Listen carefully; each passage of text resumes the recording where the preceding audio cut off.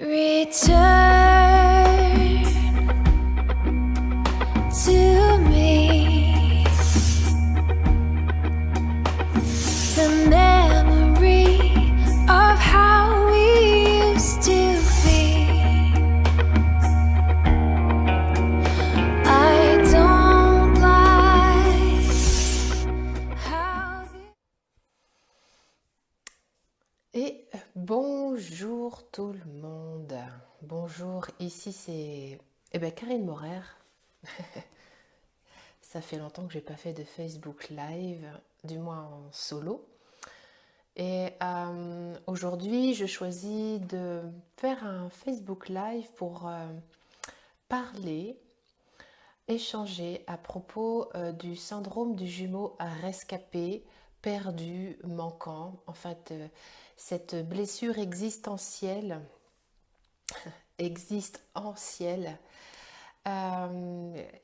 qui entrave notre vie, notre pleine conscience et surtout notre oui à notre incarnation. Voilà, donc je vais attendre quelques petits instants qu'il y ait un peu plus de monde avec nous. Voilà. Alors, comment commencer ce live? Tout simplement en prenant certains chiffres qui sont extrêmement parlants.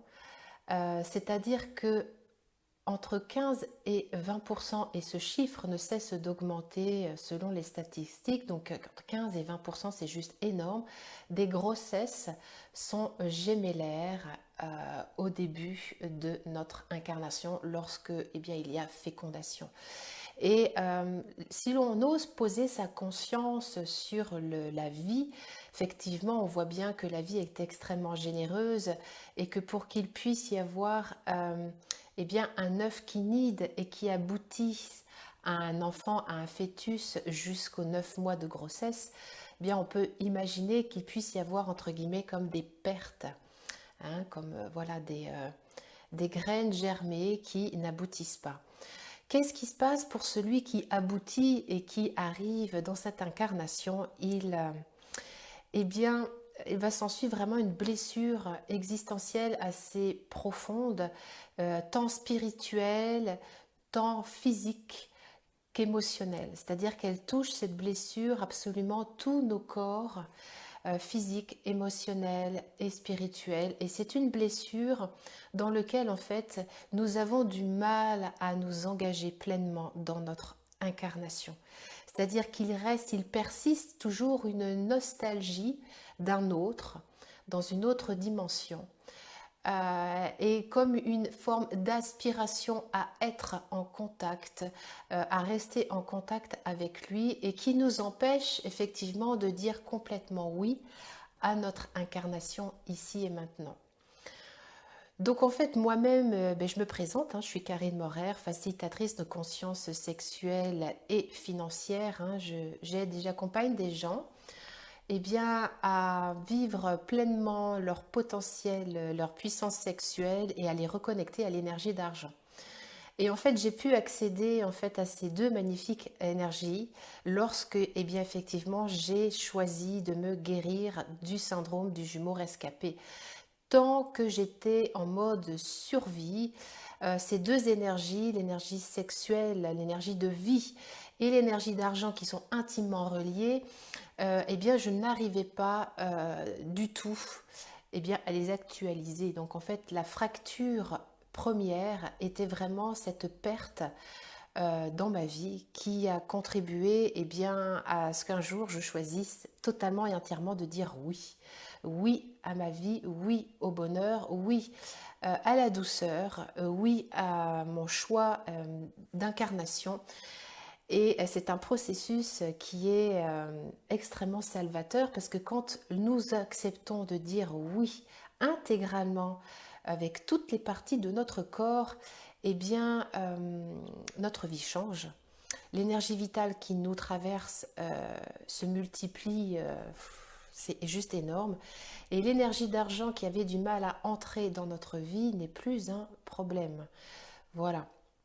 Je vous dis ça parce que je me rends compte à quel point cette blessure spirituelle, en fait, au départ, c'est une blessure spirituelle où lorsque nos âmes s'engagent dans ce chemin de l'incarnation, il n'est pas rare que nous soyons plusieurs. Hein. Moi, c'est comme ça que je l'ai vécu moi personnellement et quand j'accompagne des personnes dans cet espace de résilience, très souvent, en fait, nous faisons des choix d'incarnation à plusieurs. C'est-à-dire qu'il y a nous prenons entre guillemets, nous en tant que âme, entre guillemets, vieille âme, nous prenons avec nous sous notre aile des jeunes âmes qui ont besoin en fait de faire l'expérience de l'incarnation parce que c'est très difficile. Hein. C'est un saut quantique énorme hein, de passer du non manifesté au manifesté. Et comme en général ceux qui s'incarnent sur Terre en fait ont cette expérience de l'incarnation, eh bien nous choisissons en fait d'être un peu comme des guides et ces âmes-là en fait qui s'incarnent avec nous font une expérience temporaire de l'incarnation, mais également c'est une alliance parce que non seulement en fait elles font une expérience temporaire de l'incarnation, mais elles nous permettent nous aussi de descendre dans la joie. Elles permettent en fait à notre âme d'avoir encore plus de poids. C'est-à-dire qu'en général, les personnes qui souffrent du syndrome du jumeau rescapé, ce sont des âmes avec souvent un éveil spirituel qui a déjà été actualisé, donc qui est très actualisé.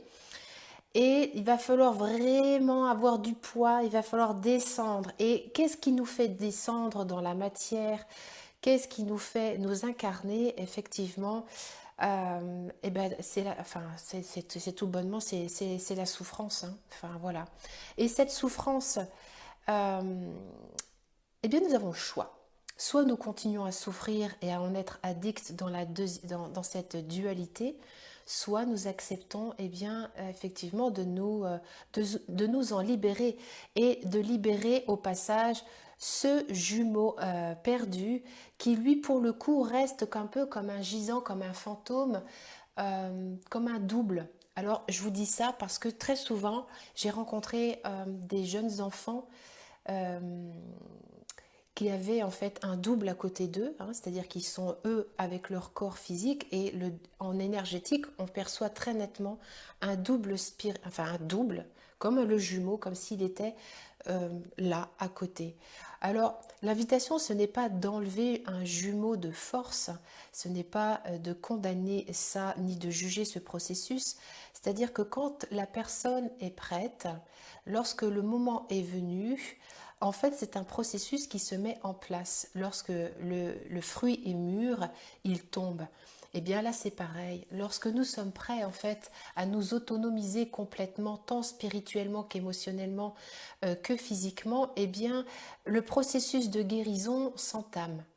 Voilà, moi, ce processus de guérison, pour ma part, a duré, je dirais, 4 bonnes années. Voilà, de 2008 de la première prise de conscience jusqu'à 2014. Et chacun son rythme pour accepter justement eh bien, de se guérir. Et voilà, nous retournons tous à la source, hein, peu importe la façon dont nous y retournons. C'est-à-dire que plus la souffrance est forte, c'est quoi à dire, hein, et plus on bouffe de la souffrance et de l'énergie de séparation et de dualité, plus à un moment donné, il y a une part de nous qui a envie de dire stop. Voilà, et moi, c'est dans cet espace-là que je récupère en fait les clients qui viennent à moi. C'est quand en fait ils en ont ras-le-bol de bouffer cette énergie de souffrance, de séparation, cette sensation en fait d'être à la fois attiré par la vie, mais également autant par la mort.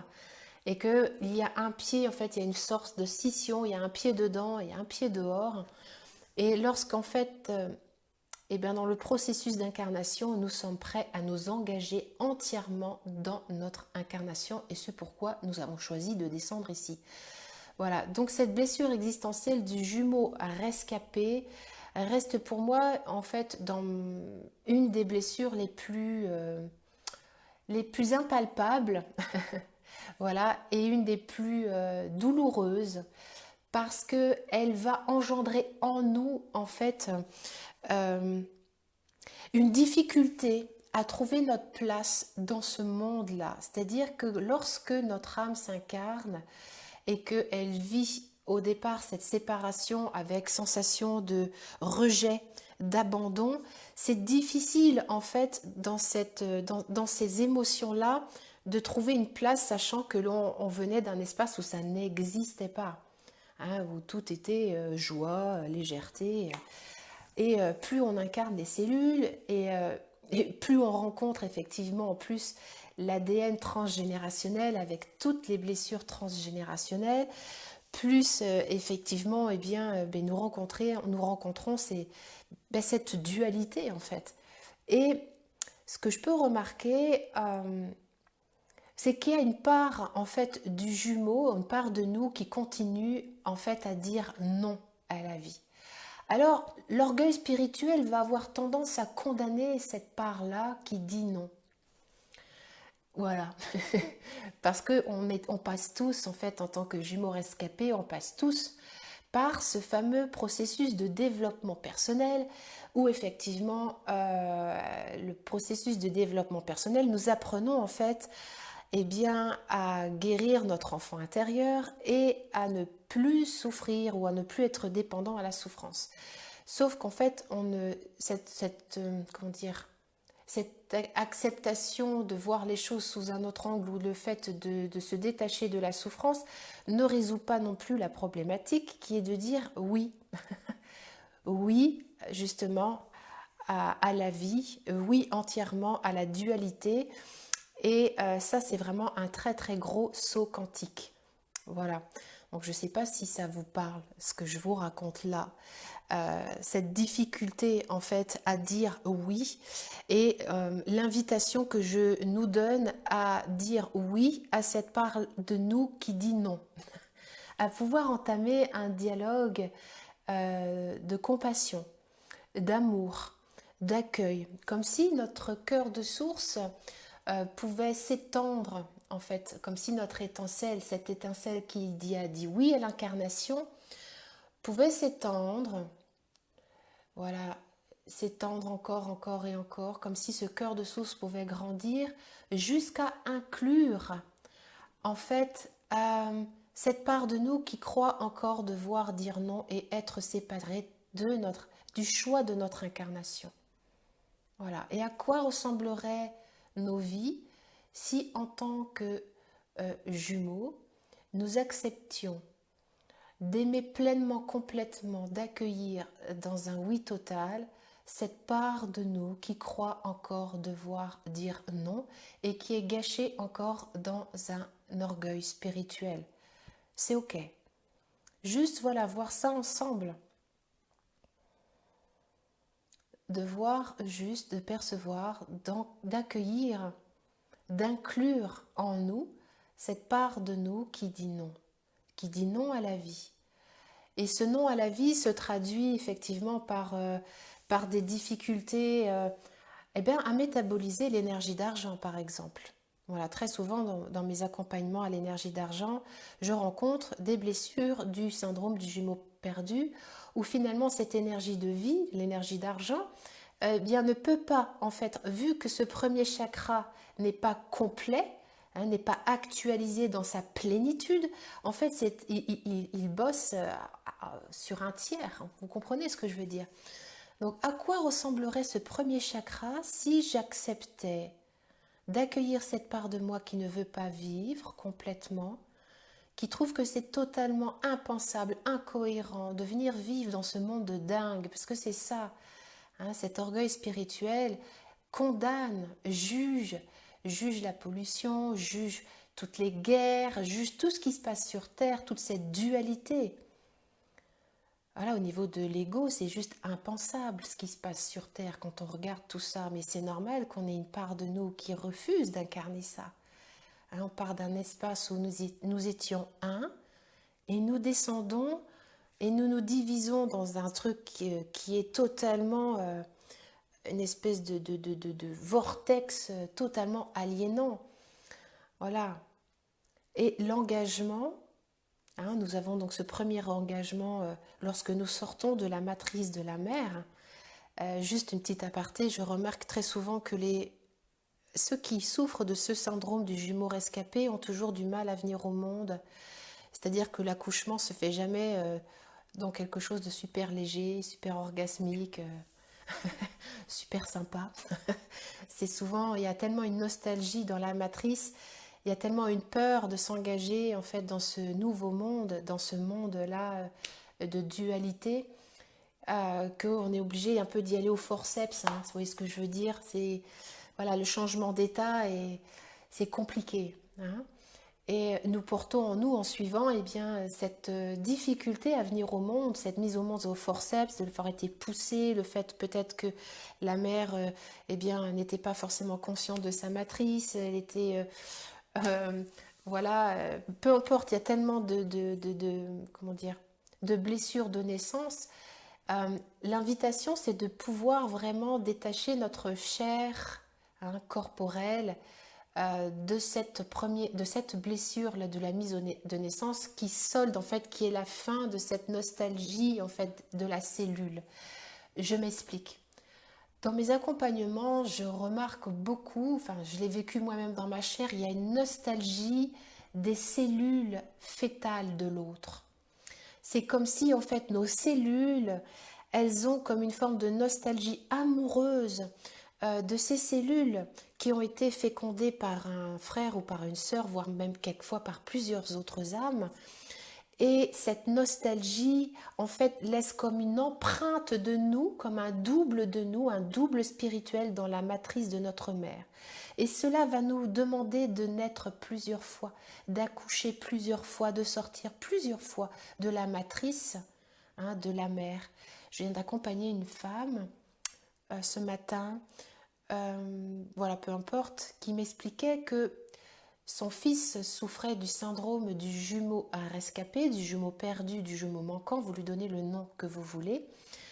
Et pour le coup, ce matin, elle a accepté d'accoucher une deuxième fois d'un autre espace de son fils pour qu'il puisse en fait trouver sa pleine puissance. Voilà. Je vous dis ça aussi parce que moi-même, en tant que maman, j'ai donc 4 enfants et mon troisième enfant, lors de la grossesse, j'ai donc eu on appelle ça une hémorragie au cours du 2e mois de grossesse. Et j'avais cette sensation, parce que j'étais déjà très très perceptible, j'avais une hypersensibilité de beaucoup de champs, et j'ai eu cette sensation d'être traversée par 2 âmes. Pour moi, j'attendais des jumeaux. Et lorsque j'ai fait cette hémorragie, en fait, j'ai perdu un des 2. Lorsque mon enfant est né à la maison, le placenta n'avait pas une forme normale, il avait une forme bilobée. Et je me rends compte à quel point mon fils, en fait, mon fils Meyane, en fait, a vraiment cette difficulté. En fait, en tant que maman, je ressens son vide affectif comme une angoisse. C'est-à-dire que quand il me demande maman, aime-moi, aime-moi, aime-moi, j'ai cette sensation pour moi en tant que maman que je ne serai jamais assez grande, je n'aurai jamais assez d'amour pour remplir ce vide qu'il y a en lui. Voilà. Alors, il est plus ou moins en conscience avec ça, hein. Il est en thérapie, voilà, il a choisi en âme et conscience de suivre une thérapie et qui, moi, pour le coup, me permet aussi de séparer son histoire de la mienne, ce qui est très intéressant en tant que mère et lui en tant que fils.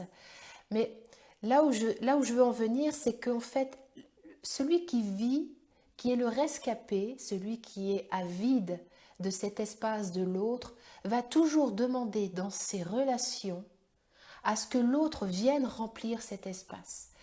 Et il en résulte en fait une attraction-répulsion. Je ne sais pas si vous voyez ce que je veux dire, c'est-à-dire que celui qui est avide, par exemple cette entité-là, va toujours demander courir dehors à ce que l'autre vienne remplacer le jumeau manquant. Et c'est une fuite, c'est une, comment dire, c'est une relation où on se court après, hein, attraction et répulsion. Hein. Et je me rends compte dans les accompagnements des personnes avec qui j'œuvre qu'elles rencontrent beaucoup de difficultés à rencontrer l'autre, beaucoup de difficultés dans les rapports sexuels qui ne sont jamais en fait satisfaisants parce que entre la pulsion de vie, hein, du sexe et le cœur, hein, il y a eu une scission. Il y a eu une scission, donc en fait, on n'arrive pas en fait à faire l'amour, à être l'amour dans la globalité. Hein, c'est comme si il y avait vraiment une séparation entre les deux. Et lorsque cette guérison opère, lorsqu'en fait l'individu cesse de chercher dans le rapport sexuel à aspirer l'autre, hein, à le vampiriser, à vampiriser son amour, son attention, et bien à ce moment-là, hein, c'est cette course-poursuite énergétique, quand celui-ci cesse de chercher, l'autre s'immobilise et à ce moment-là, il peut y avoir une rencontre verticale. C'est-à-dire tant qu'il y a une recherche horizontale, c'est très compliqué, hein, c'est souffrant, c'est séparant, hein, d'être dans cette course horizontale. Lorsque celui qui souffre de ce syndrome-là cesse de chercher sur l'horizontale et se pose dans son bassin, vient rencontrer cet espace, vient dans son corps, accepte d'incarner, et oui, de retraverser peut-être ces mémoires cellulaires. Moi, par exemple, quand j'étais dans cette guérison, je peux vous dire que j'ai cru que j'étais malade du cœur. J'avais le cœur fendu en deux. Je faisais des crises d'angoisse, ça a été assez violent, hein. Mais c'était, comment dire, les crises d'angoisse et la souffrance étaient à l'image du réveil dont j'avais besoin pour dire, ok, je viens voir, qu'est-ce que ça veut dire tout ça? Qu'est-ce que mon corps me rappelait, me ramenait comme mémoire, qui devenait indispensable, voire même vital, que je récupère pour accepter de vivre ma vie pleinement. Voilà. Alors, Caroline, tu me dis, bonjour Karine, pour le soin, il vaut mieux être présent ou on peut le faire en replay? On peut le faire en replay. C'est mieux d'être présent parce que ça vous engage. Vous voyez ce que je veux dire? En fait, je fais ce live en fait pour vous préparer dans cette soirée de guérison parce que effectivement, j'ai développé en fait ce jumeau. Enfin, moi, ils étaient trois, hein. Il y avait un hétérozygote et il y avait deux homozygotes avec moi lorsque nous avons choisi de nous incarner. Nous étions donc 4. C'est un chiffre très clé pour moi, ce chiffre 4. Voilà. Et en fait, ce n'est pas une information qui m'a été donnée par un thérapeute à l'extérieur. J'ai été chercher ça en régression, en sophroanalyse, d'accord? Et c'est quelque chose que j'ai pu vivre, en fait, que j'ai actualisé après que j'ai pu ce chiffre 4 visiter dans beaucoup d'espaces de ma vie. J'ai 4 enfants, je me suis fait avorter 4 fois, je suis à ma 4e relation avec un homme. Donc ce chiffre 4, voilà, c'est très important pour moi. Moi, je vous invite vraiment à questionner l'énergie de votre corps, d'arrêter de croire que ça va être un thérapeute qui saura mieux que vous. Si vous êtes avec moi, là, en train de m'écouter, c'est que vous avez c'est qu'il y a une part de vous vous voyez, ça s'émoustille. Moi, la première fois que j'en ai entendu parler de ce syndrome-là, toutes mes cellules sont mises à vibrer. Je dis, oh, c'est quoi ce truc? Mais oui, je veux en savoir plus, je veux comprendre. Et j'ai accepté de traverser tout ça. J'ai accepté de retraverser, eh bien, toutes ces illusions, hein, parce que c'est des attachements aux illusions. Cette empreinte gémellaire, voilà, c'est un passage. C'est un passage dont on est invité à se détacher pour pouvoir faire qu'en sorte cet autre qui est une présence-absence, moi j'appelle ça la présence-absence, puisse ne plus être ici une quête horizontale, mais se mettre au service de notre verticalité. D'accord? Et que ces antennes, parce qu'en fait cet autre, ce double, devient comme un double spirituel. Il n'est plus horizontal, donc dans l'astral, comme une espèce de mémoire de nostalgie, mais il devient une contribution ici verticale, qui permet en fait tout simplement d'avoir plus de conscience. Moi par exemple, grâce à cet espace de conscience, à ce double spirituel, j'ai beaucoup plus de facilité déjà, à percevoir les personnes qui souffrent de ce syndrome déjà, forcément, hein, il y a des résonances, J'ai plus de facilité à rencontrer mon ADN également et à les déloger toutes les blessures du transgénérationnel. Il y a beaucoup de blessures transgénérationnelles qui me sont permises en fait de pouvoir euh, déloger, de pouvoir accueillir au cœur de source et de pouvoir en fait transmuter grâce à ce double spirituel. Hein, c'est vraiment, imaginons que c'est une hyper parabole. Ah, c'est comme si cette hyper parabole, tant qu'on est dans la nostalgie, elle est un peu au niveau de notre bassin, un peu, ça plombe, voire même au niveau du cœur, ça plombe le cœur. Parce qu'on a le cœur brisé, hein, d'accord, il y a une forme de cœur brisé. Et c'est comme si, en fait, en guérissant ici ce cœur brisé, cette nostalgie, eh bien, cette parabole peut enfin pouvoir prendre sa place et nous pouvons, en fait, recevoir les infos pour les descendre et les descendre et les incarner au plus profond de nos cellules. Faire un, totalement, entièrement, complètement. Voilà. Et lorsque nous choisissons de faire un, forcément notre énergie vitale change, notre pouvoir de guérison change, notre capacité à nous laisser traverser par l'énergie d'argent se transforme également. Voilà. Donc je vous invite, si le goût est là, à venir me rejoindre, enfin nous rejoindre, parce qu'il y a déjà plusieurs inscrits, lors de cette soirée de guérison.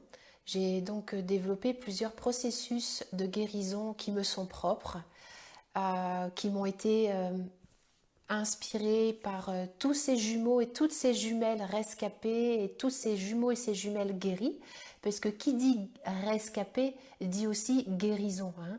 Nous sommes tous potentiellement des jumeaux et des jumelles guéris, entiers, à nous de le choisir. Donc je me propose d'accompagner lors de cette soirée de guérison plusieurs processus extrêmement puissants et surtout l'interrogation de notre arbre généalogique. Je me suis rendu compte dans ma propre histoire et dans l'histoire de personnes qui vivent ce syndrome-là que c'est un peu comme l'inceste et les abus. Le syndrome du jumeau rescapé souvent prend naissance dans notre arbre généalogique. Moi, je pense, c'est même pas je pense, quand j'interroge l'intelligence de mon ADN dormant, je sais que mon père vivait ce syndrome-là. Hein, il a vécu, sauf qu'il n'a pas pu le guérir. Ok. Donc, c'était un homme qui était indépendant affectif et qui était tout le temps en quête de fusion-confusion, tant avec sa femme qu'avec moi. Et pour ma part, eh bien, effectivement, il a fallu que je défusionne, que je déconfusionne les espaces. Et je suis intimement persuadée qu'en œuvrant sur ce syndrome-là, du jumeau rescapé, j'ai pu vraiment accueillir, en fait, comment dire, accueillir tous ces jumeaux perdus dans l'espace, auprès de l'âme de mon père, auprès de l'âme de plein de, voilà, de mon arbre généalogique. Hein. En fait, notre arbre généalogique est plein de gisants et de fantômes qui demandent vraiment à être accueillis. Et lorsque nous œuvrons sur l'arbre généalogique, nous œuvrons sur nos racines. Nous œuvrons sur notre premier chakra. Nous œuvrons sur notre terreau fertile. Et c'est très intéressant de venir œuvrer en conscience dans ce terreau-là. Donc à la fois nous œuvrons pour nous en tant que manifestation, mais nous œuvrons également sur nos racines transgénérationnelles. J'interroge ici et maintenant chacun de vos terreaux, combien de vos ancêtres ont souffert en silence et dans l'inconscience de ce syndrome du jumeau perdu rescapé manquant et qui ont en fait emmagasiné en fait dans les bassins ou dans les ventres des vides affectifs, des manques, comme s'il fallait toujours compter sur l'autre hein, pour venir remplir nos vides affectifs. Souvent, nos enfants nous servent à ça. Hein. Très souvent, j'ai rencontré dans des accompagnements l'addiction à la grossesse. Hein, je vais aussi parler pour moi. Cette fameuse addiction à la grossesse, il n'y a pas de mal à ça. Hein, ok ? C'est voilà, c'est une façon de se sentir entière, remplie, comme si quand on se laisse traverser par une autre âme, on ressent enfin la plénitude. Et si nous choisissions enfin aujourd'hui qu'on n'est pas obligé en fait de nous laisser incarner par une âme pour être entièrement nous. Et si nous allions chercher nos extensions ou si nous expansions ici notre cœur de source jusqu'à la matrice de la mer, de là où nous sommes incarnés dans le nid primordial, et si nous allions chercher toutes nos nostalgies, hein, voyez ce que je fais là, je vais chercher avec mon cœur de source toutes mes extensions, toutes mes nostalgies liées à cet état, voilà, fœtal, et que je ramène ici. J'expanse et je ramène ici au point zéro, au cœur de source, à la source de toute vie, là où tout commence et là où tout finit, ici et maintenant, dans cette dimension et dans toutes les dimensions, et dans notre arbre généalogique. Voilà.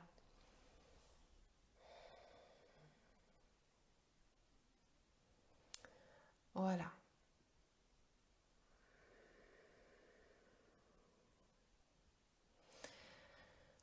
Donc si le goût est là, si tu sens que tu as besoin d'être accompagné dans ce oui à la vie, si tu as besoin que ce groupe puisse recréer comme une matrice artificielle, hein.